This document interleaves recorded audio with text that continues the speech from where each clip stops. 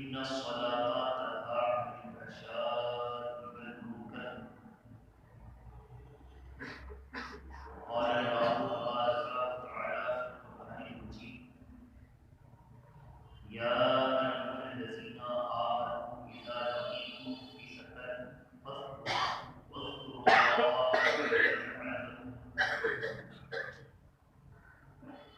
صدق الله العظيم القصير وبلغنا رسوله النبي الأمين المجيد الكريم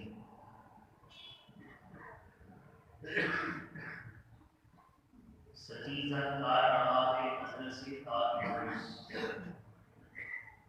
ستیزہ کار رہا ہے ازل سے تا امروز چراغ مصطفی سے شراب گمراہی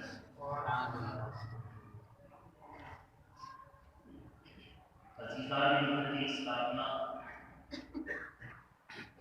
آج کی اس محفل محبت میں گزشتہ سے منسلک قرآن مقدس کی جو آیات کریمہ کے خصوص حصے کو پڑھا ہے، پہلی مرتبہ جو پڑھا ہے ہم سبوں کو تحریر کے روحانی دیتی ہے، اور دوسری جگہ سے جو میں نے پڑھا ہے وہ ہم سبوں کو تحریر جسمانی مسئلہ پڑتی ہے۔ اس کو آسان لفظوں میں یوں سمجھیں کہ ہم مسلمانوں کو ہر مصیبت سے نبرد آزما مقابلہ کرنے کے لیے اللہ کے پیارے رسول نے دو طریقے عطا فرمائے۔ ایک طریقہ ہے دعا اور ایک طریقہ ہے حسن تدبیر۔ صرف دعا کیا تو کامیابی نہیں ملے، صرف تدبیر کیا، یہ کر لیا وہ کر لیا تو کامیابی نہیں ملے۔ اللہ کے پیارے رسول صلی اللہ علیہ وسلم نے ہمیں وہ کر کے دکھایا۔ اب ذرا محبت کے ساتھ سب سے پہلے تقریباً ہم آپ کے سامنے باتیں رکھ دیں کہ ہم لوگوں کے ماحول میں خصوصیت کے ساتھ اندس میں جو خاموشی ہے، یہ خاموشی بہت بڑی مصیبت کا اطلاع دے رہی ہے۔ اس خاموشی اور جنون کو توڑیے، اور اگر ہم زندہ ہیں تو زندوں کی طرح آواز کم از کم بلند کریں۔ جمہوری ملک میں جب حکومت عوام کے ووٹوں سے بنتی ہے تو اس حکومت کو صحیح راستے پر چلانے کے لیے لاٹھی بننا، طاقت کا استعمال کرنا درست نہیں ہے۔ اس حکومت کو چلانے کے لیے کم سے کم اپنی آواز بلند کریں۔ آپ کے سامنے بڑی بڑی مثالیں موجود ہیں۔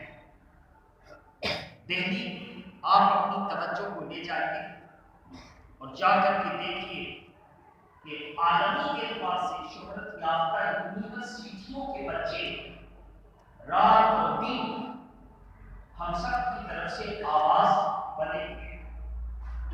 کم سے کم جو آواز بلند کر رہے ہیں وہ ہم سب کے لیے کر رہے ہیں۔ اس میں کوئی کاسٹ نہیں ہے، کوئی مذہب نہیں ہے، وہ ہم سب کی طرف سے آواز بلند کر رہے ہیں۔ تو ہمیں بھی چاہیے کہ اپنے علاقے میں جو ہو سکے پیس کے اعتبار سے، امن کے اعتبار سے، شانتی کے اعتبار سے کم جمہوری حکومت کو راہ راست پر لانے کے لیے آواز بلند۔ اور یہ کس کی ذمہ داری ہے؟ تمام انجمنوں اور تمام کلب اور ادارے کی ذمہ داری ہے کہ وہ اپنی عوام کو صحیح راستے پر لے چلیں۔ اور جب انجمنیں اور ادارے اور کلب خاموش ہیں تو عوام ہی کو بیدار ہونا چاہیے اور درست سمت میں آگے آ کر کام کرنا چاہیے۔ اگر ہم نے اپنی آواز بلند نہیں کی تو آج ہندوستان کے تختے پر بیٹھنے والی ظالم حکومت کے لوگ یہ کہہ رہے ہیں کہ دہلی کی بڑی بڑی یونیورسٹیوں کے بچے جو آواز بلند کر رہے ہیں ان کی تعداد ہے 5. کتنے ہزار؟ 5,000. کوئی آنکڑا دے رہا ہے 10,000. تو 10,000 کی آواز کے لیے ہم 130 کروڑ کو پریشان نہیں کر سکتے.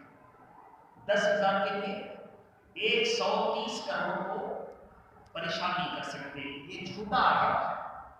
بلکہ حقیقت یہی ہے کہ 130 کروڑ میں 20 کروڑ چاہتے ہیں کہ یہ کالا قانون نافذ ہو اور 110 کروڑ چاہتے ہیں کہ یہ کالا قانون نافذ نہ ہو.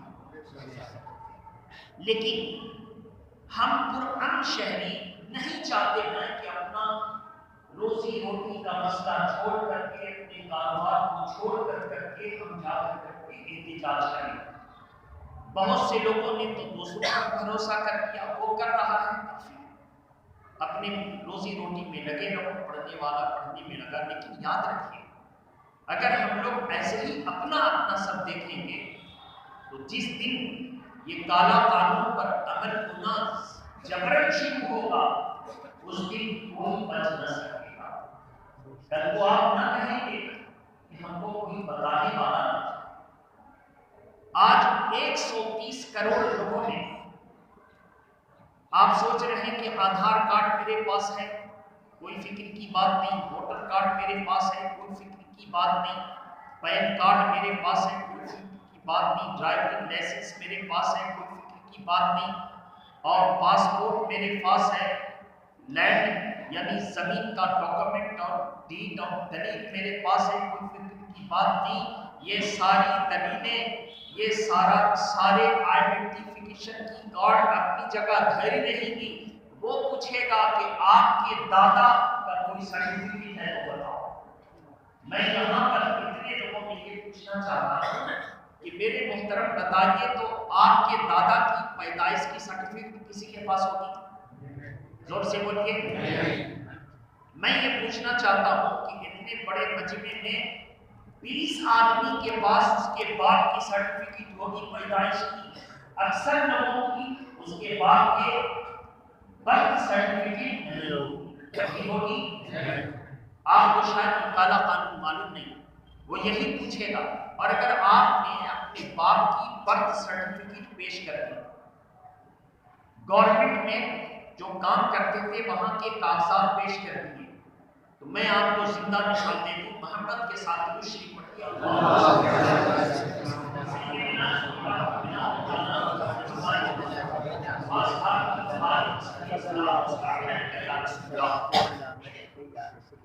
آسام کی سرزمین پر رہنے والے فخر الدین علی احمد آپ کے ہندوستان کے پریزیڈنٹ اور صدر کے عہدے پر رہ چکے ہیں. 1977 میں ان کا انتقال ہوا. کب انتقال ہوا؟ یاد رکھیے گا، ہو سکتا میرے ذہن سے ذرا نکل جائے، بہت سال 1977 میں ان کا انتقال ہوا. کوئی زیادہ دن تو نہیں ہوا نا؟ بولی کوئی زیادہ دن.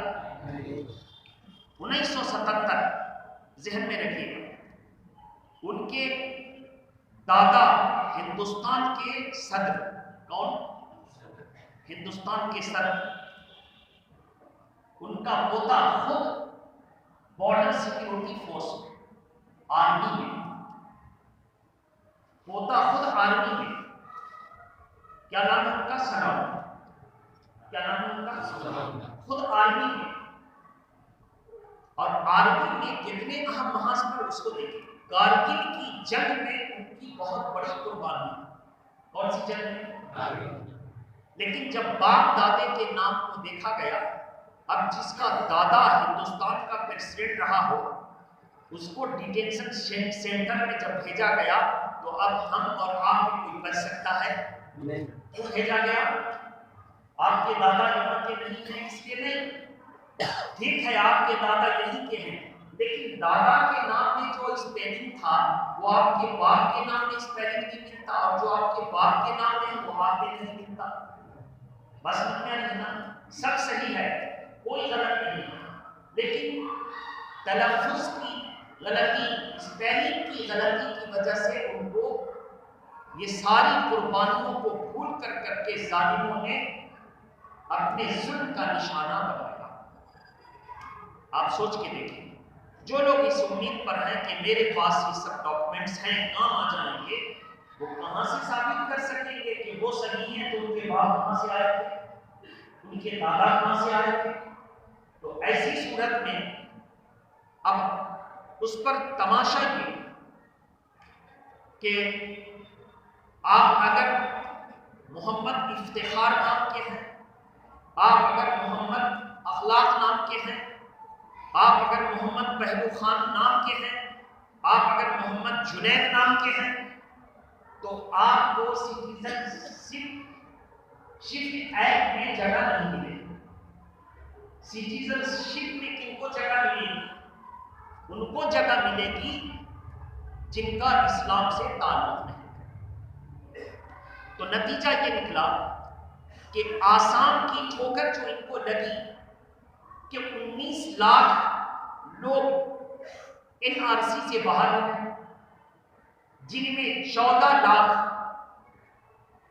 ان کی تعداد جس سے اسلام کا کوئی تعلق ہے، 5 لاکھ ان کی تعداد جس سے اسلام کا تعلق. اب ان کو فکر ہوئی کہ ہم تو کہتے تھے 50 لاکھ گھسپیٹھیاں موجود ہیں، لیکن نکلے 5، ہمارے نکل گئے 14. تو اب ان 14 لاکھ میرے خلاف جو احتجاج کا حصہ بنے، ان کو خاموش کیسے کیا جائے؟ تو NRC کے ساتھ CAB جو اب CAA ہو چکا لایا گیا. اس کو لانے کے بعد اب ان تمام لوگوں کو ہندوستان کی شہریت دے دی جائے، اور جس نے ہندوستان میں اپنا خون بہا کر، جس کے باپ دادا انگریزوں کے ظلم کے ہاتھوں درختوں پر پھانسی میں جھول کر، جس کے باپ دادا تاج محل جیسی عمارت کو بنا کر، جس کے باپ دادا لال قلعہ جیسی عمارت جو ہندوستان کی شان بنا کر دیا، اب وہ لوگ ہو جائیں گے گھسپیٹھیا صرف اس وجہ سے کہ انہی کے گورنمنٹ کے کارکنوں نے، کلرک نے، بابو نے، ان کے آفیسروں نے مسلمانوں کے نام میں گڑبڑی پیدا کر دی، یا کسی کے نام میں گڑبڑی پیدا کر دی. صرف گڑبڑی کی بنیاد پر ان کو ہندوستان کی شہریت نہیں ملے گی. ایسی صورت میں کسی صورت میں امن و امان نہیں. آپ سوچ رہے بہت اچھا ہوگا، خواب خرگوش سے آنکھ کھولیے اور دیکھیے، اب جس وقت ہماری آنکھ کھلے گی اس وقت ساری صورتیں ختم ہو چکی. سپریم کورٹ پر جن لوگوں نے یقین بنایا، جیسے کہ وکلا کہتے ہیں کہ ہم نے اتنے سارے پٹیشن ڈالے ہیں، اس کو منظوری ملے، لیکن میرا اپنا ذہن یہ کہتا ہے کہ اب ہم کو کسی کورٹ اور کچہری سے انصاف کی امید نہیں ہے. انصاف کی امید نہیں ہے، کیونکہ جہاں کے کورٹ اور کچہریاں آج کے اخبار کو پڑھ لیجیے، اس میں صاف طور پر یہ ہے کہ جن لوگوں نے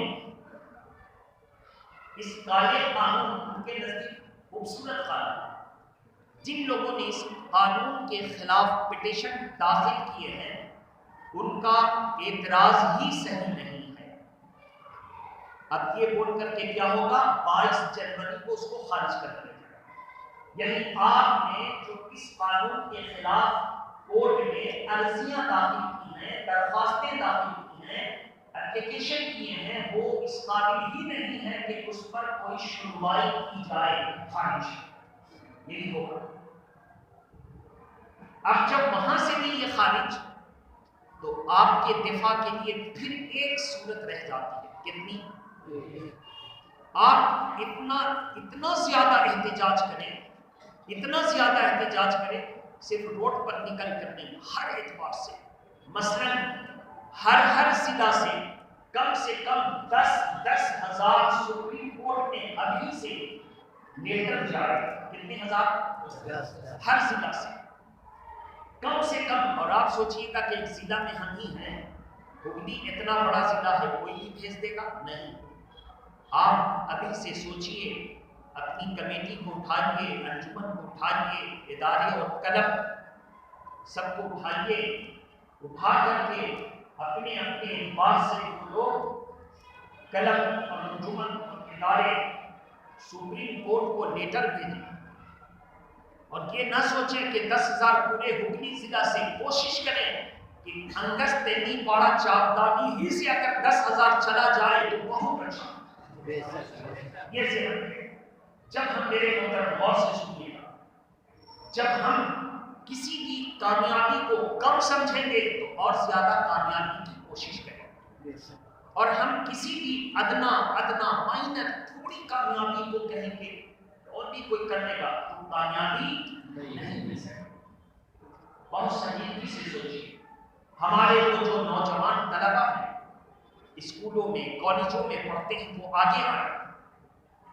JNU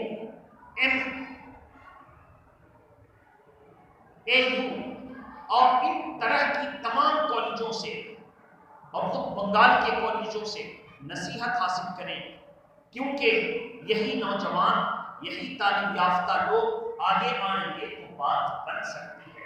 کیوں بات بن سکتی ہے؟ وہ میرے ذہن سے سوچیں. کیونکہ ہم اور آپ بھیڑ کا جب حصہ بنیں گے تو ہم میں سے کتنے لوگ انگلش اور ہندی میں بولنا جانتے ہیں؟ زور سے بول کے.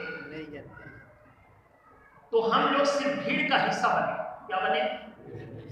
لیکن جو لوگ بولنے والے ہیں، پڑھے لکھے لوگ ہیں، وہ رات دن اپنی تعلیم، اپنا کاروبار کرنے کے بعد، نماز روزہ عبادت کرنے کے بعد رات دن میڈیا پر نظر رکھیں. بولیے میڈیا پر.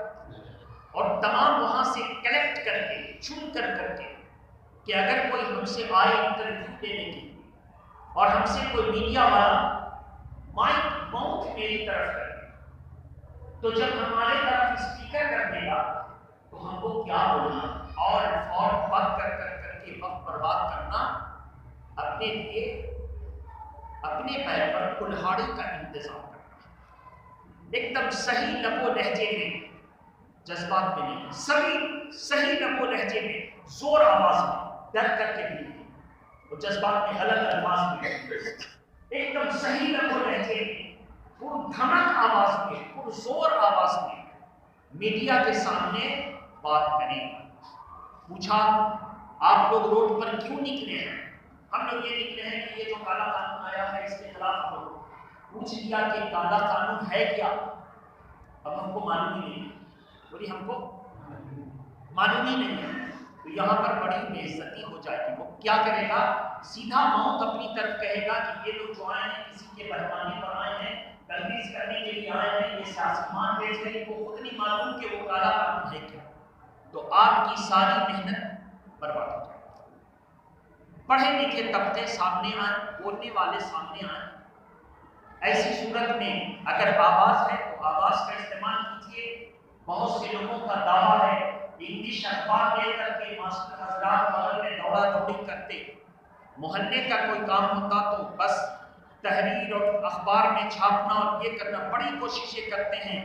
آج وہ ڈوب گئے. آج ان کی ضرورت ہے کہ وہ دعویٰ کرتے تھے کہ قلم کا پاور بہت بڑا پاور. ایسے قلم کے پاور والے سامنے آئیں اور اپنی قوم کی طرف سے اپنی گورنمنٹ کو جواب دیں. لیکن وہ دور تک دکھائی نہیں دے رہے. دور تک آپ کے انگز سے ایک بھی مراسلہ میں نے اخبار میں نہیں پڑھا. ایک بھی، بڑے افسوس کی بات، ایک بھی مراسلہ میں نے نہیں پڑھا کہ ہاں گورنمنٹ کو کھلا خط بھیج رہا. کیسا خط؟ کھلا خط. پریزیڈنٹ کے نام پر، پرائم منسٹر کے نام پر. ضرورت ہے کہ ہم جمہوری ملک میں رہ کر جمہوری اعتبار سے اگر آج بیدار نہ ہوئے تو جس وقت بیدار ہوں گے پھر ہم کو کوئی بیدار ہونے نہیں دے گا. اے میرے محترم دوستو، اب شریعت کی روشنی میں میری اس گفتگو کو اب تولیے کہ میں نے جو آپ کو بیدار کرنے کی یہ باتیں کہیں یہ صحیح ہیں یا شریعت کے خلاف ہے، ذرا اس کو دیکھیے، محبت کے ساتھ تشریف پڑھیے۔ سیدنا سیدنا مولانا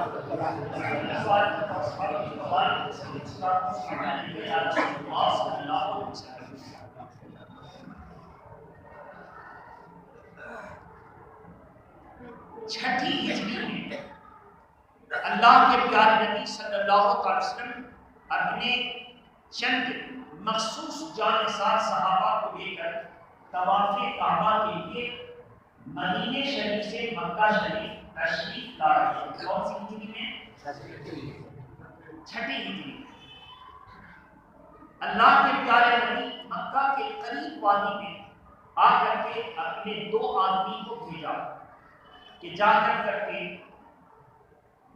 کعبہ کے متولی سے کہو کہ کعبہ کی چابی دے دیں، ہم طواف کر کے چلے جائیں، طواف کر کے چلے جائیں۔ کعبہ کے متولی نے کہا کہ ہم سب کو چابی دے سکتے ہیں لیکن محمد اور ان کے ماننے والے کو چابی نہیں دے سکتے ہیں صلی اللہ علیہ وسلم۔ اللہ کے پیارے نبی صلی اللہ علیہ وسلم آگے بڑھتے ہیں، یہاں تک کہ مشرکین مکہ پوری تیاری کے ساتھ سامنے آ گئے اور ایک ایگریمنٹ، ایک معاہدہ کی مجلس کری۔ اس معاہدے میں، اس ایگریمنٹ میں مشرکین مکہ نے اپنی طاقت کا استعمال کرتے ہوئے پورے کے پورے طور پر مسلمانوں کے خلاف اس ڈیل کو تیار کروایا، پورا ایگریمنٹ مسلمان کے خلاف۔ اللہ کے پیارے نبی نے اس ڈیل کو قبول فرمایا۔ اس میں سے ایک شرط کو ہم آپ کے سامنے رکھیں کہ اگر مکہ کے کسی مشرک کا آدمی مدینہ شریف بھاگ کر چلا جائے تو آپ کو واپس دینا ہو، آپ کو، اور اگر آپ کا آدمی میرے یہاں واپس آ جائے تو ہم واپس نہیں دیں گے۔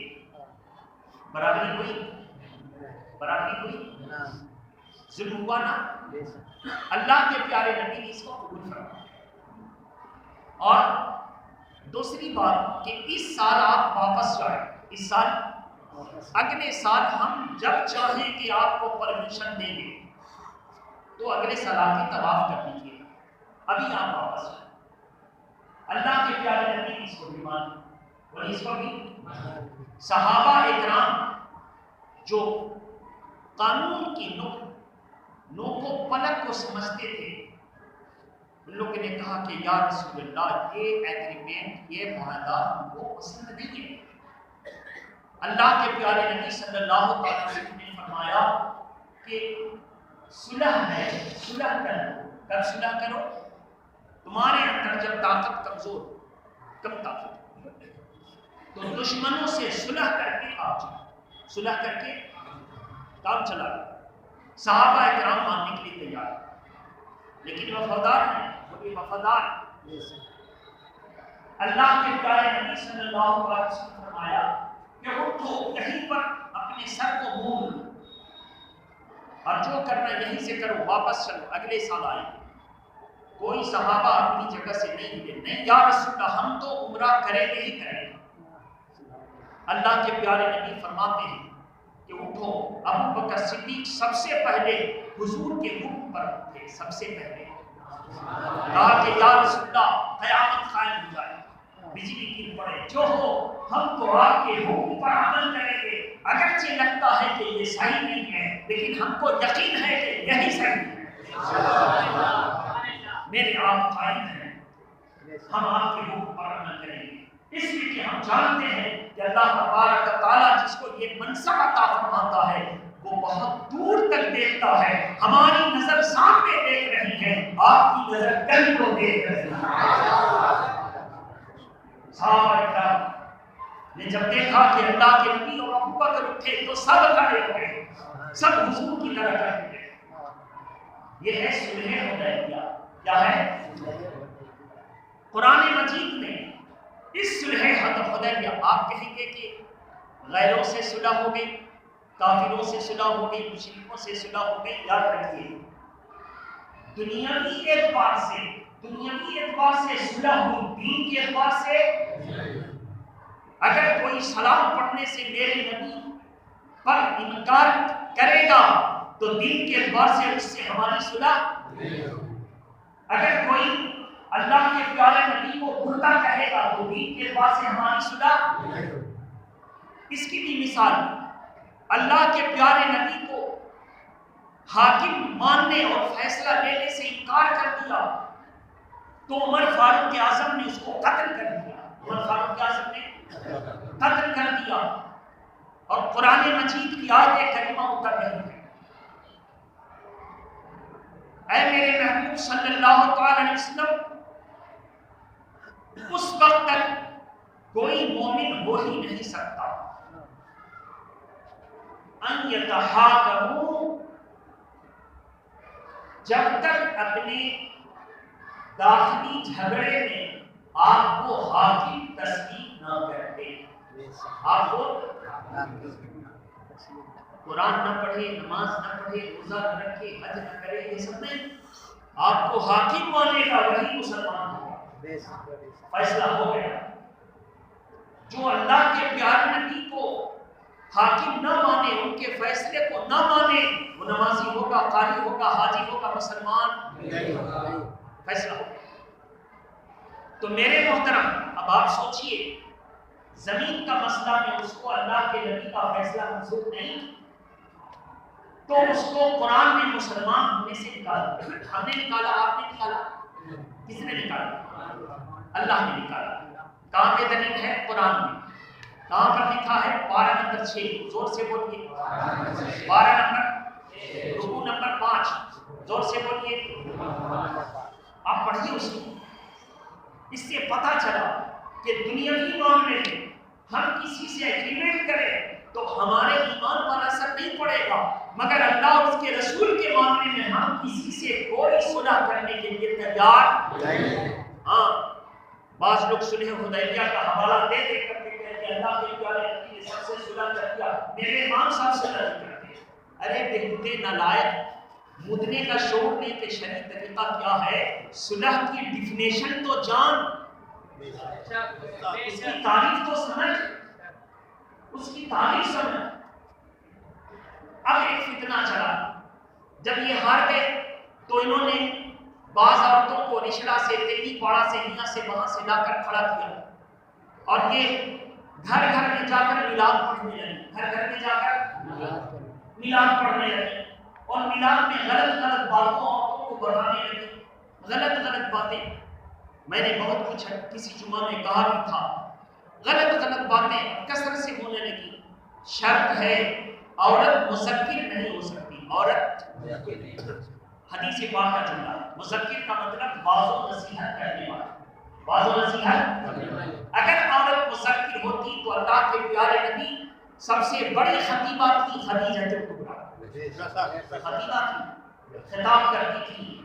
ایام جاہلیت میں ان کی گفتگو کا کوئی بدل نہیں تھا، لیکن جب اللہ کے پیارے نبی صلی اللہ علیہ وسلم کے حرم میں تشریف لائی تو گھر میں رہ کر کے عورتوں تک جو شریعت پہنچائی وہ خطاب کے ذریعے نہیں، عمل کے ذریعے پہنچائی. فرمایا عورت کا خطاب دینا جب شریعت کے خلاف ہو تو حرام ہے. کیا ہے؟ حرام. اب انہوں نے ایک دوسرا فیصلہ اس طرح لا کر کے گھر گھر میں عورتوں کا مزاج بدلا. تو میرے محترم، عورتوں کو تقریر کے لیے کھڑا ہونا حرام، عورتوں کو تقریر کرنی حرام. ارے مرد کے تعلق سے اللہ کے نبی کے عاشق اعلیٰ حضرت سے پوچھا گیا کہ عالم نہیں لیکن تقریر کرنے کے لیے بلائے جاتے ہیں. فرمایا کہ جو عالم ہی ہو لیکن وہ شریعت کے خلاف بولتا ہو، حدیث پاک کے خلاف بولتا ہو تو ایسی صورت میں جو مستند نہ ہو اس کو تقریر کے لیے نہ کھڑا کرو. یہ غلط بولے گا. جتنے لوگ عمل کریں گے سب گناہگار ہوں گے اور سب کا گناہ اس کو ہوگا اور جس نے اس کو بلوایا ہے اس کو ہوگا. جب مرد مستند نہیں ہے تو اس سے تقریر نہیں کروائی جا سکتی تو عورت جس کو کسی قانون میں تقریر کی اجازت نہیں وہ کیسے کر سکتی ہے؟ ایسا آپ نے سنا تو یہ ہے ظلم اور زیادتی. اس ظلم و زیادتی سے نکل کے آپ کھولیے دیکھیے پوری دنیا آپ کے خلاف ایسی ایسی سازشیں تیار کر چکی ہے. اٹھیے، اب کسی کا انتظار مت کیجیے. جو اللہ اس کے رسول اور اپنی قوم کے لیے اٹھے گا وہی بڑا ہوگا. کوئی بڑا چھوٹا نہیں، جو اٹھے گا وہی بڑا ہوگا. میری جتنی ذمہ داری تھی جمہوری ملک میں رہ کر میں نے اس ذمہ داری کو ادا کر دیا. قانون دیکھیے، ایک طرف اللہ کے پیارے نبی نے 313 مسلمانوں کو بدر میں اتارا. کتنے؟ صلح حدیبیہ کے بعد 313 مسلمانوں کو بدر میں اتارا. کب؟ 8 ہجری میں. کب؟ زور سے بولیے. 313 مسلمانوں کو بدر میں اتارا. پریکٹیکلی عمل کیا نا. اور اس کے بعد پھر دعا کی تو اللہ تبارک و تعالیٰ نے حکمت عملی یعنی تدبیر اور پھر دعا دونوں کو قبول کیا اور تم تمام 313 مسلمانوں کو پوری دنیا کے لیے اسلام کا فاتح اول بنا دیا. فاتح دونوں کیجیے، دعا بھی کیجیے اور تدبیر بھی کیجیے. سارے طریقے میں نے آپ کے سامنے رکھے. بات السلام علیکم. کھڑے ہونا ہے.